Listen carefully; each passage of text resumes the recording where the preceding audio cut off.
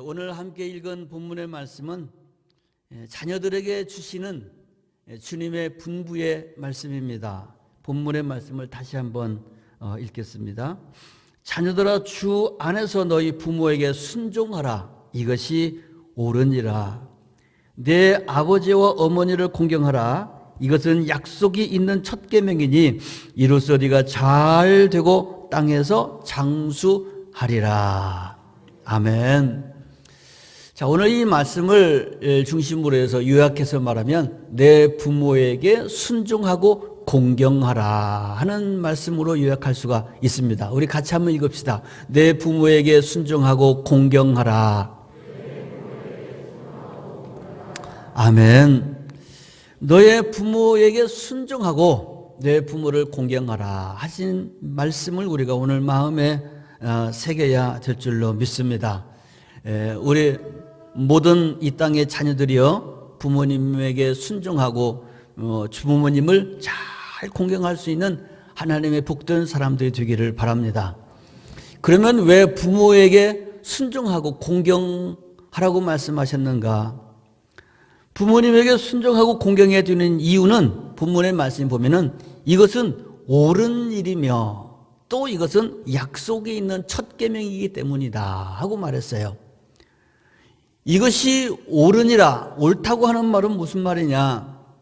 이것이 바로 인생의 진리고 이것이 바로 질서이고 정의로운 것이고 바른 길이고 도리라고 하는 뜻입니다. 약속 있는 첫 계명이라고 하는 것은 바로 이것이 축복과 형통의 비밀인 것을 의미하고 있는 말씀입니다. 그래서 우리 부모에게 순종하고 우리 부모님을 공경하는 것은 정의로운 일이고 바른 것이요, 그리고 축복과 형통의 길이라고 하는 겁니다. 또 우리가 부모님에게 순종하고 공경해야 되는 이유는 하나님의 명령이면서 동시에 인간됨의 기초이기 때문입니다. 사람이 사람으로 태어났으면 사람다움의 기본 아니겠습니까? 우리가 사람으로 태어났다면 받은 바 은혜를 깨달을 수 있어야 되고 그리고 잊지 말고 감사해야 되는 겁니다. 그래야 사람이라고 말할 수 있을 겁니다.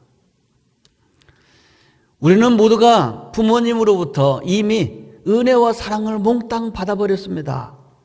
그러므로 받은 바 사랑과 은혜를 생각할 때 부모님에게 순종하고 부모님을 공경한다고 하는 것은 지극히 당연한 일인 줄로 믿습니다. 그러면 어떻게 우리가 순종하고 공경해야 될까? 순종이라고 하는 단어를 찾아보니까 그 단어는 순순히 따르는 것 이렇게 되어 있습니다. 순순히 따르는 것. 부모님의 말씀, 부모님의 그 뜻에 저항하지 말고 순순히 잘 따라야 된다는 겁니다. 그것이 자녀의 본분이라고 하는 겁니다.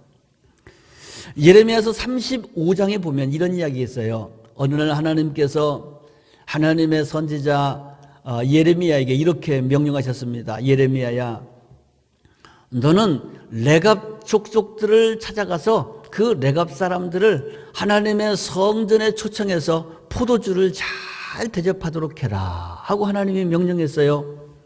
그래서 하나님의 명령에 따라서 레갑 사람들을 찾아가서 그 사람들을 하나님의 성전에다가 초청을 해놓고 제일 좋은 아주 이 포도주로 극진하게 대접을 했습니다.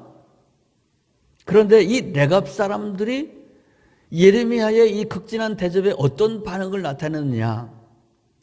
이렇게 귀한 포도주로 저희들을 대접해 주는 것은 참 감사하지만 우리는 이 포도주를 마실 수가 없습니다. 왜냐? 우리 조상 레갑의 아들이었던 요나답이라고 하는 우리의 선조가 300년 전에 이와 같은 훈을 내려주셨는데 그것은 우리 레갑 자손들은 이 땅에 살아가는 동안 영원히 포도주를 마시지 말라고 말씀했습니다. 포도주를 마시지 말을 뿐 아니라 그 씨앗도 땅에 뿌려서는 안 되고 포도원도 소유하면 안 된다고 말했습니다. 또 집도 짓지 말고 평생을 장막 속에 거하라고 이렇게 말씀하셨기 때문에 300년 전 우리 조상이 말씀하신 그 이후로 우리 레갑 자손들은 포도주를 먹지 않고 포도 농사를 짓지 않고 그리고 우리는 정착된 집을 가지지 않고 우리는 장막을 치면서 이렇게 지금까지 300년 동안 그 교훈을 지키고 있습니다. 그래서 호의는 고맙지만 저희는 이 포도주를 마실 수가 없습니다 하고 이야기를 하는 거예요. 300년 전에 조상이 내린 그 명령을 300년 동안 지켜왔다는 겁니다. 얼마나 놀라운 일입니까? 이때 하나님의 음성이 또 예레미야에게 들립니다. 예레미야야, 잘 들었냐? 저 레갑 사람들은 내 백성도 아니고 이방인들이지만 이방 사람임에도 불구하고 저들은 자기 조상이 후손들에게 준 그 말을 300년 동안 잘 지키며 순종하고 있지 않느냐. 그런데 어찌하여 내 백성들은 내 말을 그렇게도 불순종하는지 내가 마음이 아프다. 이렇게 말씀하시면서 레갑 자손들에게 이와 같은 축복의 말씀을 선언하십니다. 그 내용이 예레미야 35장 19절에 있는데 이렇게 기록되어 있어요. 그러므로 레갑의 아들 요나답에게서 내 앞에 설 사람이 영원히 끊이지 아니하게 될 것이니라. 할렐루야. 하나님께서 그 레갑 자손들을 축복해 주신 겁니다. 레갑의 사람들 가운데서 하나님 앞에 설 사람이, 즉 하나님께 복을 받고 하나님께 영광 돌릴 정말 축복의 사람이 그 가문에서 끊임없이 생산된다는 거예요. 할렐루야. 사랑하는 성도 여러분, 이것이 바로 레갑 사람에게, 순종의 사람 레갑 사람에게 주신 하나님의 약속된 축복입니다. 그래서 내 부모에게 순종해라, 이것은 옳은 일이며 약속이 있는 첫 계명이니라 하고 말씀해 주신 겁니다. 또 부모님에게 순종하고 공경해서 복받은 사람, 또 한 사람 예를 들면 대표적인 분이 아마 룻이 아닐까 생각이 듭니다. 룻의 지극한 효성은 여러분 다 잘 알고 계시죠? 룻기서 1장에서부터 4장까지 이 짧은 글입니다만 그 장마다 룻의 기막힌 이야기들이 거기에 기록되어 있습니다. 룻기서 1장 16절 17절에 보면 그런 내용이 있어요. 룻의 시어머니 나오미가 룻과 그의 동서였던 오르바라고 하는 여인에게 이렇게 말합니다. 너희들이 청상 과부가 됐는데 이제 너희들은 더 나이 들기 전에 제가해서 좋은 가정을 이루도록 해라. 나를 떠나라 하고 이렇게 이야기합니다. 나도 내 고향으로 돌아가야 되겠다. 그랬더니 큰 며느리는 알았습니다 어머니, 그리고 인사하고 갔는데 작은 며느리 룻은 어머니를 떠나지 않고 이렇게 말합니다. 여러분 잘 알고 계시는 유명한 문구입니다. 룻기 1장 16절 17절에 있는 말씀입니다. 나에게 어머니를 떠나며 어머니를 따르지 말고 돌아가라고 강권하지 마옵소서. 어머니께서 가시는 곳이라면 나도 가고 어머니께서 머무시는 곳에 나도 머물겠습니다. 어머니의 백성이 나의 백성이며 어머니의 하나님이 나의 하나님이 되시리니 어머니께서 죽으시는 곳에서 나도 죽어 거기에 묻힐 것입니다. 만일 내가 죽는 일 위에 어머니를 떠난다면 하나님께서 내게 벌을 내리시고 더 내리시기를 원합니다 하고 어머니에게 말하는 거예요. 할렐루야. 참 얼마나 참 감동적인 말입니까? 그래서 결국은 시어머니 나오미가 며느리 룻을 떼어내리지 못하고 이제 과부가 고향으로 돌아가죠. 그래서 베들레헴으로 돌아오게 되는데, 베들레헴에 돌아온 이 두 과부가, 가난한 과부가 어떻게 사느냐면 2장에 보면 이 홀로 된 어머니를 섬기기 위해서 모압 여인이었던 이 룻이 다른 민족 타국에 가서 낯선 사람들 틈에서 이 어머니를 잘 봉양하는데 보리 이삭을 주어서 그 시어머니를 잘 봉양하고 공경하는 겁니다. 이 내용이 룻기서 2장에 있습니다. 그런데 이 룻이 시어머니 나오미의 말씀에 어떻게 순종했느냐 하면은요, 3장 5절 말씀에는 이와 같은 룻의 고백이 기록됐습니다. 룻이 시어머니에게 이르되 어머니의 말씀대로 내가 다 행하리이다. 어머니의 말씀대로 내가 다 행하겠습니다 하고 고백합니다. 그래서 룻기서를 읽어보면 룻이 그 어머니 나오미와의 관계에 있어서 어머니에게 얼굴을 붉힌다든지 어머니 뜻에 거역하든지 하는 부분을 한 단어도 발견해 볼 수가 없습니다. 내가 어머니께 다 어머니의 말씀대로 다 행하겠습니다. 시키면 시키는 대로 하는 겁니다. 그래서 4장에 보면은 이렇게 순종하고 공경했던 룻은 보아스라고 하는 사람을 만나게 되고 그는 다윗 왕의 할머니가 되는 축복의 주인공이 되는 겁니다. 할렐루야. 다윗의 할머니가 됐다고 하는 말은요, 다른 말로 말해서 예수님의 육신의 혈통의 조상이 됐다는 겁니다. 이 얼마나 영광스러운 축복의 주인공입니까? 이와 같이 부모님의 말씀에 순종하는 사람에게 우리 하나님께서 축복을 주시는 것을 믿으시기 바랍니다. 사랑하는 성도 여러분, 부모님에게 순종하여 복된 사람들이 되시기를 바랍니다. 그러면 공경이라고 하는 것은 뭘까? 공경이라고 하는 단어의 뜻은요, 윗 어른에 대해서 몸가짐을 조심스럽게 하고 받드는 것, 이렇게 되어 있습니다. 몸가짐을 조심스럽게 하고 받들어라. 즉 정중히 대하고 예를 갖춰라, 그런 얘기입니다. 잠언서 23장 22절 말씀에는 이와 같은 말씀이 있어요. 너 낳은 아비에게 청종하고 내 늙은 어미를 경히 여기지 말아라. 아버지의 말씀, 너를 낳아주신 아버지의 말씀을 청종해라. 잘 듣고 따르라. 그리고 너의 어머니를, 늙은 어머니를 경히 가볍게 여기지 말아라. 이렇게 얘기했어요. 부모님을 공경한다고 하는 것은 이렇게 부모님을 존중하고 존경하며 온갖 예를 다 해서 극진히 모시는 것이 공경이다, 그 말입니다. 이것이 옳은 일이요, 이것이 약속이 있는 첫 계명이다, 그 말입니다. 성경에 보면 이렇게 부모님을 극진히 잘 공경해서 복받은 사람의 이야기가 또 등장하는데, 창세기에 보면은 요셉의 이야기가 기록되어 있습니다. 이 요셉의 이야기가 46장부터 50장까지 기록이 되어 있는데, 여러분 잘 아시는 것처럼 요셉은 정말 천신만고 끝에 여러 가지 인생에 많은 우여곡절 끝에 애굽의 총리의 자리까지 이르는 큰 축복의 사람이었죠. 옛날 고대 애굽의 총리가 되었다고 하는 것은 요즘에 우리말로 말하면 미국의 대통령이 됐다는 얘기입니다. 미국의 대통령이 되는 이런 엄청난 축복의 자리에 이르는 사람이 바로 요셉이라고 하는 사람이었어요. 그런데 애굽의 총리가 된 이 요셉이 저 시골 고향에 있는 아버지 야곱의 일가를 자기가 이제 성공했으니까 애굽으로 이제 청빙하게 됩니다. 국부의 자격으로 청빙을 하는 거예요.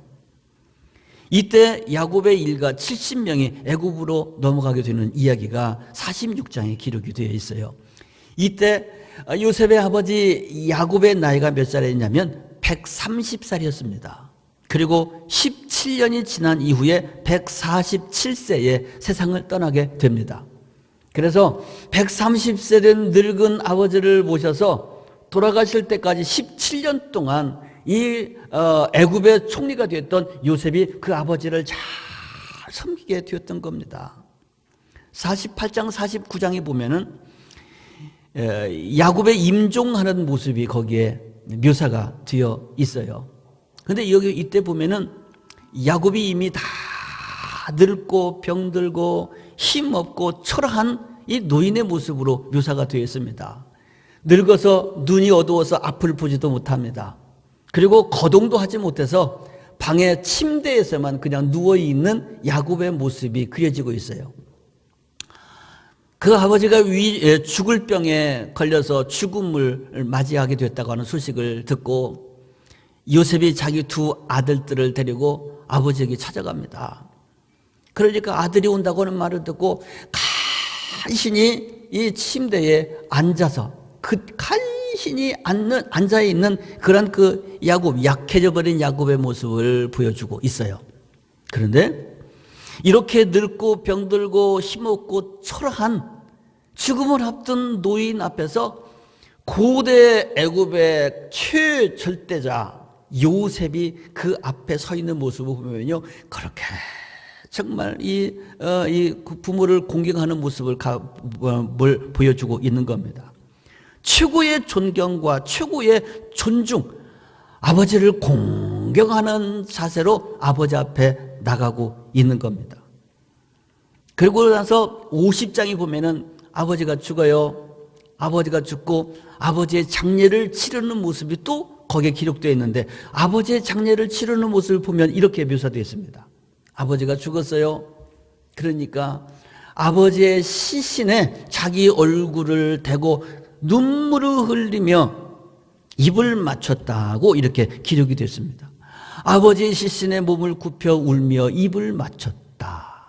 그리고 그의 몸을 향으로 처리하라고 전문 의사에게 명령을 내려서 40일 동안 아버지 몸에 향료를 넣어서 아버지 몸이 부패하지 아니하도록 만든 겁니다. 그리고 애굽 사람들에게 명령을 내리기를 70일 동안 애도 기간을 가져라. 그래서 야곱이 죽었을 때 온 애굽에 70일 동안 애도하는 기간을 갖게 됩니다.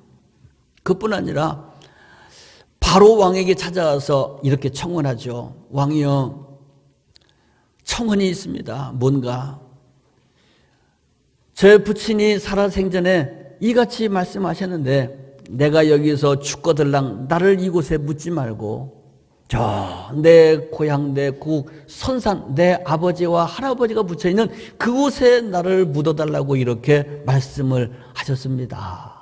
그래서 내가 비록 공직에 있지만 아버지의 유언을 받들어서 아버지의 시신을 내 고향에 가서 장례하고 돌아오고자 하니 허락해 주시기 바랍니다. 그랬더니 애굽의 왕 바로가 허락을 해줬어요. 그래서 아버지의 시신을 이제 모시고 이제 고국으로 돌아가는 장면이 기록이 되어 있는데, 많은 병거들, 많은 기병들을 대동하고 그 먼 길을 아버지 장례 행렬을 가는 겁니다. 그런데 마침내 요단강가에 이르게 됐는데, 그 요단강가에 아닷 타작 마당이라고 하는 곳에 이르게 됐어요. 요단강은 국경이죠. 요단강을 건너기 전에 아닷 타작 마당에서 거기에서 일행이 다시 한번 행진을 멈추고 거기에서 7일 동안을 애곡했다고 그랬는데, 이 요셉이 거기에서 큰 소리로 울고 애통하기를 7일 동안 했다는 겁니다. 그랬더니 그 아닷 타잔마당 그 동네에 살고 있던 원주민들이 가나안 족속들이었는데, 이 사람들이 이러한 모습을 바라보면서 그 지명을 바꿔버렸어요. 뭐라고 바꿨느냐?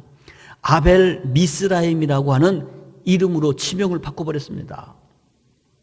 이 뜻은 무슨 뜻이냐면 애굽인의 애도, 애굽 사람들이 곡했다, 그런 그 의미를 가지고 있는 지명이 바로 아벨 미스라임이라고 하는 지명입니다.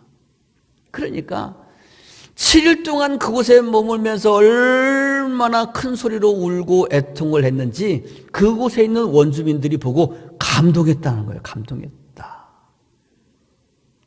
이런 요셉의 모습을 바라볼 때 요셉은 정말 진정으로 진심으로 그의 아버지에게 순종하고 공경하는 사람이었다고 하는 것을 알 수가 있는 겁니다. 할렐루야. 자, 그러면 이 요셉은 하나님이 약속한 축복을 어떻게 받았을까요? 야곱이 받은 축복은 역사적으로 이렇게 증명됩니다. 이스라엘의 12지파가 있죠. 야곱의 12 아들들이 각각 지파장이 되어서 12지파가 이스라엘 공동체가 됐는데, 그 중에 12지파 가운데서 요셉이 받은 지파의 분깃은 2개 지파를 받게 됐습니다.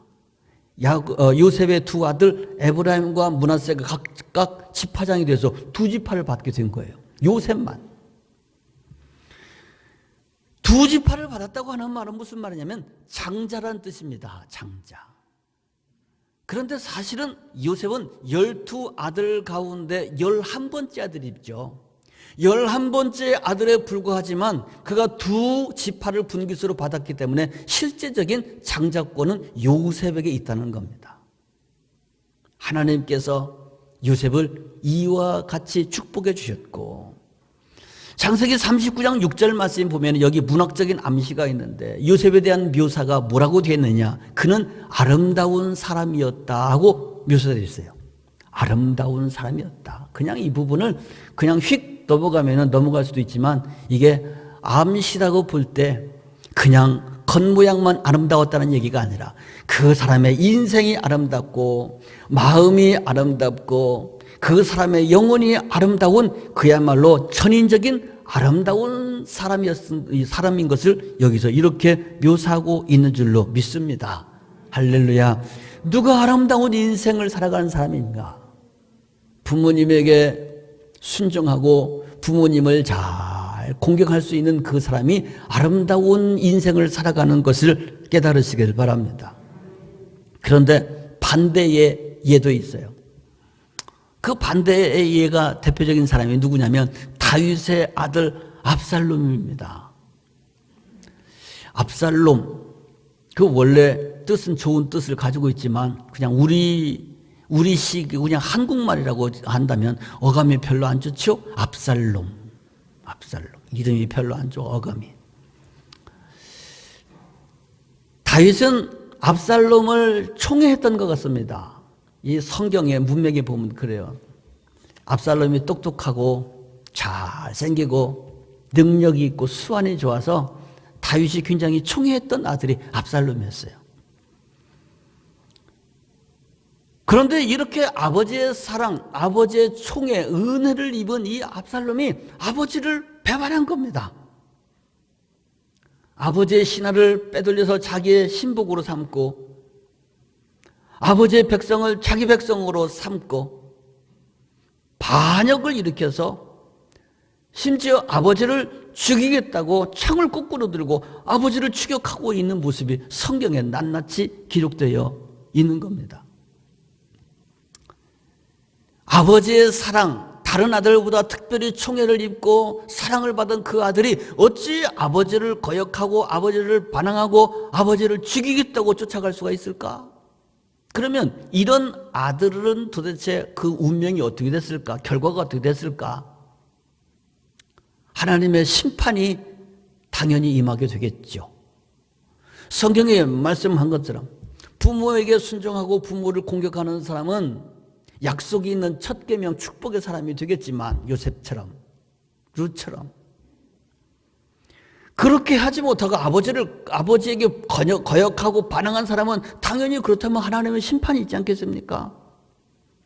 압살롬이 자기 아버지를 제거하겠다고 군사를 이끌고 쫓아가면서 이 다윗의 부하들과 충돌이 벌어졌는데 이 싸움에서 그는 전사를 하게 됩니다. 어떻게 죽었느냐? 그는 머리가 길었다고 해서 긴 머리, 장발을 가지고 있는 사람이었습니다. 머리를 휘날리면서 다녔는데 노새를 타고 막 전장을 막 달려가니까 머리카락이 막 휘날리고 있었겠죠. 그런데 그 전장터가 어디였냐면 바로 상수리 나무 수풀이었습니다. 머리털을 막 휘날리며 따라가다가 상수리나무 가지에 머리카락이 탁 걸려서 대롱대롱 매달리게 됐어요. 머리카락이 나무에 걸려서 대롱대롱 매달렸다. 이런 경우에는 머리카락이라고 하지 않고 머리끄덩이라고 그러죠. 머리끄덩이가 나무에 착 걸린 거예요. 그래서 그 머리끄덩이가 잡힌 바로 이 압살롬을 다윗의 부하들이 가서 그냥 그대로 창으로 가서 찔러서 죽이고 끌어내려서 돌무더기를 쌓아버리고 말았다. 그런 이야기가 기록되어 있는 겁니다. 왜 하필이면 상수리 나무에 머리끄덩이가 잡혔을까? 상수리 나무라고 하는 이 나무의 영적인 코드는 뭐냐면 하나님의 임재를 상징하는 나무가 바로 상수리 나무입니다. 그러니까 하필이면 상수리 나무에 머리끄덩이가 잡혔다는 얘기가 뭘까? 부모님의 사랑과 은혜를 저버리고 순종하지 않고 공경하지 않고 거역하고 반항했던 그 불효자는 하나님께 머리끄덩이 잡혀서 하나님의 심판받아 죽었다는 얘기입니다. 돌무더기에 매장됐다고 하는 말은 무슨 말일까? 성경의 돌무더기는 바로 저주의 상징입니다. 이 압살롬은 저주받은 사람이다, 그런 얘기죠. 왜 그 사람을 전장에서 다윗의 부하들이 돌무더기로 매장해 줬을까? 그냥 내버려둬도 되는데. 너는 저주받은 인간이다 라고 하는 선언인 거예요, 선언. 그런데 한편 이런 불효자식을 둔 그 아버지 다윗은 어떤 모습을 보이고 있습니까? 아들이 모반을 일으켜서 지금 자기를 죽이러 오겠다고 지금 이 반역군들이 함께 온다고 하는 말을 듣고 아버지는 미련 없이 반항하지 않고 예루살렘 성을 놔두고 피난을 떠납니다. 울며 피난을 떠납니다. 근데 다윗으로 말할 것 같으면 다윗은 백전노장이고 그는 한 번도 전쟁에 패한 적이 없는 사람입니다. 싸우며 이겼어요. 골리앗하고 싸울 때부터 시작해서 그는 전쟁에 쳐본 적이 없는 사람이에요. 그의 부하들의 용맹은 말할 것도 없습니다. 나가서 싸우면 이길 수 있어요. 그렇지만 아들이 쫓아오는데 그 아들하고 맞서지 않고 아버지는 눈물을 흘리며 도망가는 겁니다. 예루살렘 자리 놔두고 도망가는 거예요. 그래 추격군들이 다가오니까 다윗의 부하들이 용맹한 장수들이 방어진을 칩니다. 왕이여 어서 피하십시오. 우리가 막겠습니다. 그 장수들은 정말 그야말로 백전노장 아닙니까? 그래서 이 백전노장들이 전장에 나갈 때 아버지 다윗이 이 자기 부하들에게 부탁합니다. 여보게들, 그 우리 어린 아들을 만나면 그 아이에게 은혜를 좀 베풀어 주시게, 그 아이에게 생명을 제발 건들지 마시게 하고 부탁을 하는 거예요. 왜냐? 아버지는 알아요. 그 아들이, 물론 아들도 용맹하지만 자기 부하들하고는 이거 게임이 안 되는 거예요. 게임이 붙으면 그냥 터지게끔 돼 있어요. 게임이 안 되는 겁니다. 그래서 당부하는 거예요. 우리 어린 아들을 만나면 제발 그 아이의 목숨은 좀 손대지 마시오 하고 부탁을 하고 떠나게 됩니다. 그런데 어떻게 됐어요? 부하들은 아버지하고 마음이 다르죠. 저런 놈은 저주받은 놈이야. 그냥 하나님께 머리끄덩이 잡힌 거 그냥 그 자리에서 즉결 처분해서 돌무더기 쏴버리고 말았습니다.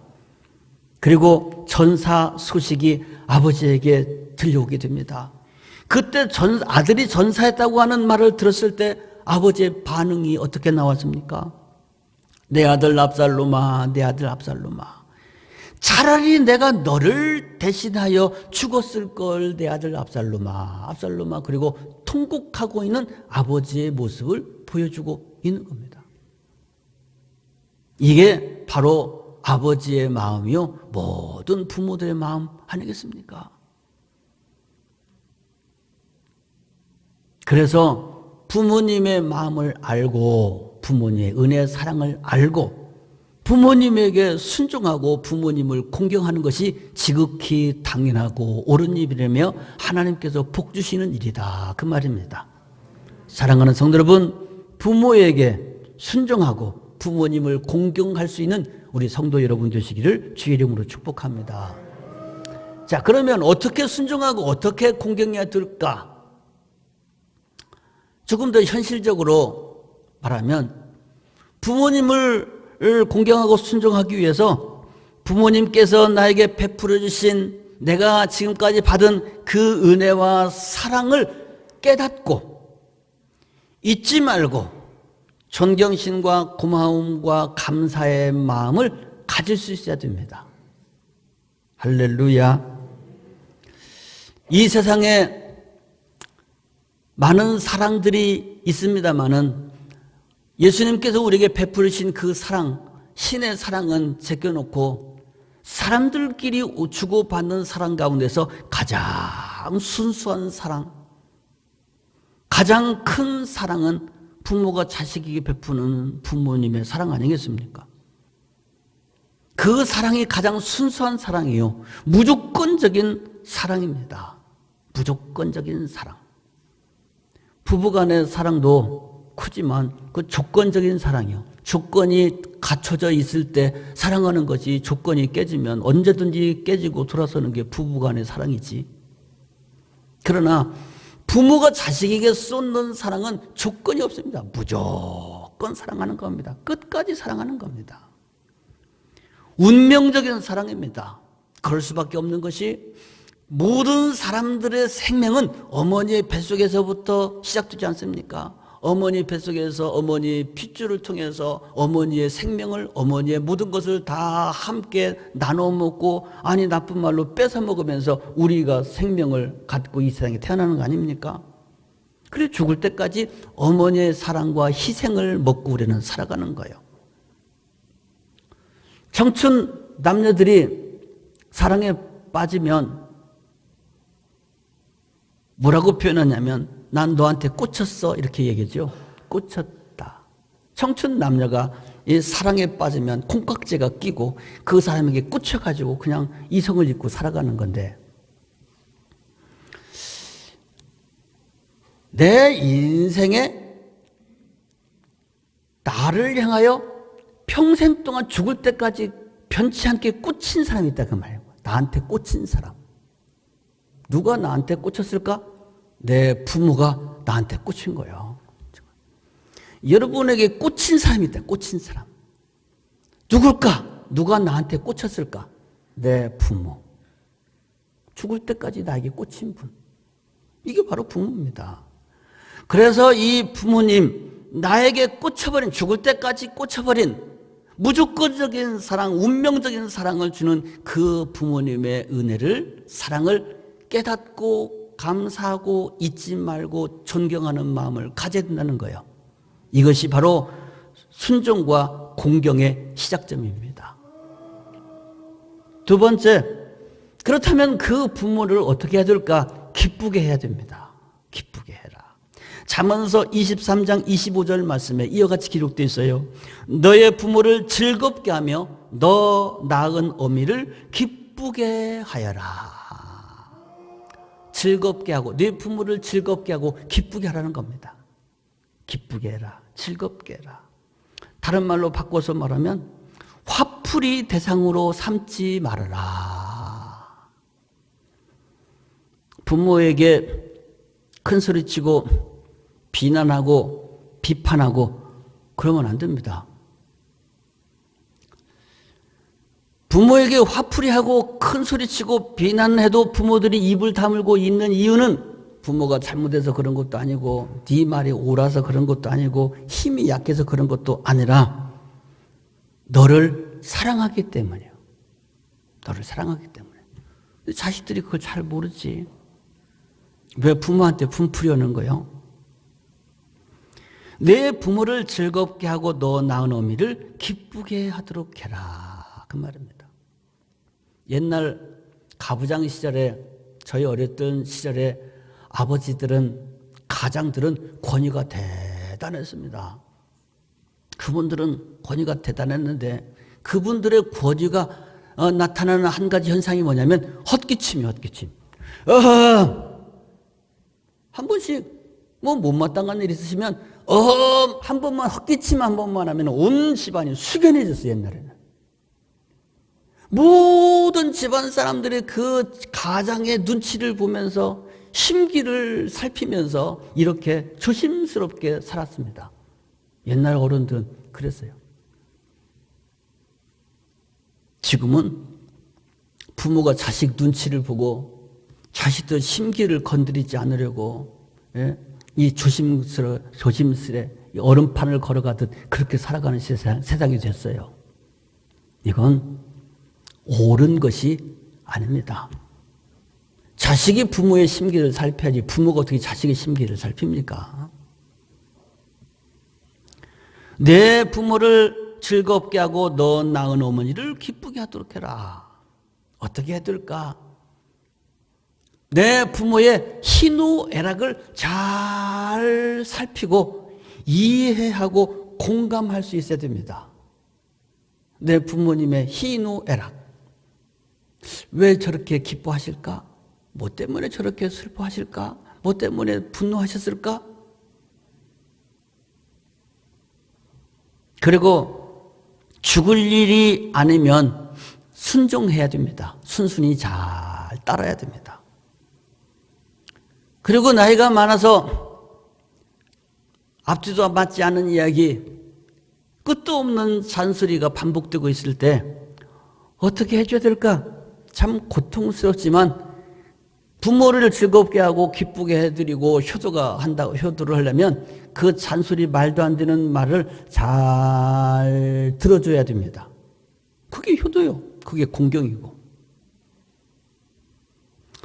왜 부모의 잔소리를 잘 들어줘야 될까? 그 이유는 지금도 여러분이 어린 자녀를 키우는 여러분 자녀들이 끝도 없이 물어보잖아요. 손주 있는 분들, 어린 애들 있는 부모들 생각해봐요. 엄마 이건 뭐야? 저건 뭐야? 아빠 이건 뭐야? 할아버지, 할머니 이건 뭐야? 왜 이렇게 생겼어? 끝도 없는 이야기들 이렇게 물어오고 같은 말들 반복해 오는데 여러분 짜증납니까? 기쁨으로 예쁘게 다 들어주고 말대꾸 다 해주잖아요. 모르면 물어가면서라도 아니면 거짓말이라도 둘러대가면서 그 말 다 대꾸해 주지 않습니까? 당신이 당신의 어린 자녀의 말도 안 되는 말을 끝도 없이 기쁘게 들어주고 손주의 말을 들어준 것처럼 당신의 부모가 당신 어렸을 때 그 말을 다 말도 안 되는 소리 다 참고 기쁘게 들어줬으니까 이제 그분이 잔소리하는 거 좀 들어줘야 될 거 아니에요? 네가 했던 말은 내 부모가 다 들어줬는데 왜 부모가 하는 잔소리라고 왜 말 안 들어줘? 들어줘야지. 들어주십시오. 잔소리를 들어주십시오. 그리고 함께 해주십시오. 시간을 함께 가져주고 좋은 음식이 있으면 처자식만 갖다가 먹이지 말고 부모님에게 갖다 부모님도 생각하고 몸도 같이 있어주고 마음도 같이 있어주고 함께 있어주는 이것이 바로 공경인 줄로 믿으시기를 바랍니다. 할렐루야. 마지막으로 신앙의 사람이 되도록 잘 섬겨야 됩니다. 우리 부모님이 하늘의 사람이 될 수 있도록 기도하는 분이 될 수 있도록 성령의 사람이 될 수 있도록 영생의 확신을 가진 사람이 될 수 있도록 신앙의 사람이 될 수 있도록 잘 섬겨드려야 되는 겁니다. 왜 그럴까? 어차피 자식들은 부모님들이 돌아가실 때까지 부모의 마음을 다 이해할 수가 없어. 부모님 돌아가실 때까지 부모님의 마음 다 이해할 수 있습니까? 이해할 수 없습니다. 부모님의 사랑과 그 마음을 다 이해할 수 없다고 하는 말은 무슨 말일까? 내 부모님이 살아생전에 그분을 완벽하게 위로해 줄 수도 없고 기쁘게 해드릴 수가 없다는 얘기예요. 다 이해할 수 없는데 어떻게 해줘? 어떻게 해줘? 모르는 거지. 그뿐 아니라 내가 효심이 있어서 우리 부모님과 같이 있어 드리고 싶어도 제한적인 우리 몸 하나밖에 없는 제한적인 우리 인생은 우리 사람들은 부모님하고 같이 있어주고 싶어도 24시간 1년 365일 같이 있어줄 수가 있습니까? 같이 있을 수 없는 겁니다. 이제는 요양원에 부모님을 모시는 것이 일반화되었습니다마는 부모님을 요양원에 모시는 이유가 뭘까요? 부모님을 요양원에 모시는 이유, 본인도 가기 싫어하고 보내는 자식도 마음이 편하지 않지만 거기에 모셔야 되는 이유가 뭘까? 내가 내 부모님의 곁에 항상 같이 지켜줄 수 없기 때문에 어쩔 수 없지 않습니까? 그래서 모시는 거 아니겠습니까? 노인들의 대표적인 고통이 뭐예요? 외로움, 고독, 소외받음, 대화 상대 없음. 이게 소외되고 외로운 것이 큰 고통 아니겠습니까? 내가 아무리 효심이 지극해도 부모 곁을 늘 지켜줄 수가 없고 그분 돌아가실 때까지 그분 마음을 다 이해할 수도 없어서 즐겁게 해드리고 싶지만 기쁘게 해드리고 싶지만 그렇게 할 수 없는 게 연약한 우리들이라면, 그래서 우리는 우리 부모님들이 신앙의 사람, 성령의 사람이 될 수 있도록 해드려야 된다 그 말입니다. 나는 곁에 있을 수 없지만 우리 주님은 항상 그분 곁에 있기 때문에, 나는 그분을 다 이해할 수 없지만 성령님은 그분을 다 아시기 때문에, 나는 그분을 진정으로 기쁘게 해드릴 수 없고 위로해 줄 수 없지만 성령님께서 진정으로 위로와 평강과 기쁨을 그분에게 허락할 수 있기 때문에 그렇다는 겁니다. 그뿐 아니라 모든 생명체에게는 죽음에 대한 두려움, 내세에 대한 염려가 다 있습니다. 죽으면 어떻게 될까? 다음 세상 어떻게 될까? 여기에 대한 해결책이 영생과 구원에 대한 확신입니다. 믿음을 가져야 되는 이유가 바로 여기에 있습니다. 이제 인생이 얼마 남지 않은 부모님들이 영생의 소망을 가질 수 있도록, 천국의 소망을 가질 수 있도록, 구원의 확신을 가질 수 있도록 해드리는 것이 마지막 인생의 두려움과 불안 속에서 구원해 줄 수 있는 길인 줄로 믿습니다. 사랑하는 성도 여러분, 이 세상에 부모 없이 태어난 사람이 누가 있겠습니까? 모든 사람이 다 부모를 두고 이 세상에 태어나게 되어 있습니다. 부모와 자식 간의 관계에 대해서 오늘 말씀해 주고 있습니다. 자녀들아, 주 안에서 내 부모에게 순종하고 내 부모를 공경하도록 해라. 이것이 옳은 일이요, 이것이 약속이 있는 첫 계명이니라 말씀하고 있습니다. 오늘 이 어버이 주일을 맞이해서 부모님에 관한 말씀을 우리 함께 나누면서 송강 정철의 시를, 여러분 잘 아시는 그 시를 한 편 소개하면서 말씀을 맺고자 합니다. 어버이 살아실 때 섬기기란 다 하여라. 지나간 후면 애달다 어이하리. 평생에 고쳐 못할 일 이뿐인가 하노라. 기도드리겠습니다. 주님, 오늘 어버이 주일을 맞이하여서 주의 전에 나와 예배하며 주의 말씀을 함께 나누게 하심을 감사합니다. 내 부모에게 순종하며 내 부모를 공경하라고 말씀하신 주님의 말씀 앞에 그저 우리는 두렵고 떨리는 마음밖에는 없습니다. 주님, 오늘도 이 말씀을 들으며 주님 앞에 도우심을 간구하는, 또 자복하는 우리 성도들의 마음을 위로하시고 저들의 고백을 들으시며 저들의 모든 회개를 주님께서 들어주시고 사해 주시기를 원합니다. 이 땅에 있는 모든 부모들을 주님께서 위로하여 주시기 원하며 우리 부모들의 심령 속의 삶 속에 우리 주님의 성령께서 함께하여 주시사 손잡아 주시기를 원합니다. 위로하여 주시기를 원합니다. 기쁨과 즐거움으로 채워주시기를 원합니다. 구원과 영생의 확신을 가질 수 있게 되기를 원합니다. 자녀된 우리 모두에게 부모님을 사랑하고 공경하는 마음들로 충만하게 하여 주옵시고 하늘 백성으로서의 복된 삶을 살아갈 수 있게 하옵소서. 예수님의 이름으로 기도합니다. 아멘.